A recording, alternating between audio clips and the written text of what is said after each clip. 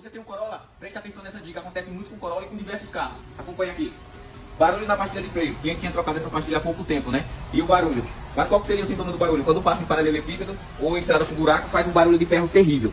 É importante você analisar o quê? Aqui na pinça de freio no cavalete, tá vendo? Ó, tem o chamado pino guia, que é responsável por exercer o movimento de ir e vir quando você aciona o freio, né? Para trazer a pastilha. Só que acontece? Esse pino ele acaba tendo desgaste, tá vendo? Aqui tem o guarda-pó, tá vendo? Esse guarda-pó acaba rasgando também, a graxa indo embora e começa a fazer um movimento com atrito aqui dentro do alojamento e tem desgaste. E o que acontece?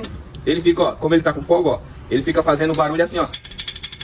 Por quê? Houve desgaste. Depois que houve desgaste, não adianta apenas só lubrificar. Tem que fazer a substituição desses pino guia. Onde que tem esses pino guia de pinça de freio com qualidade? Porque tem muitas marcas que não acertam a medida. Onde você vai comprar com qualidade é na galera da Capricho Imports. Então manda fazer uma análise da pinça de freio, como que tá esses pino guia. Essa chapinha também aqui é muito importante ver como que tá, ó. Se precisar dessa chapinha também que prende a pastilha aqui, né?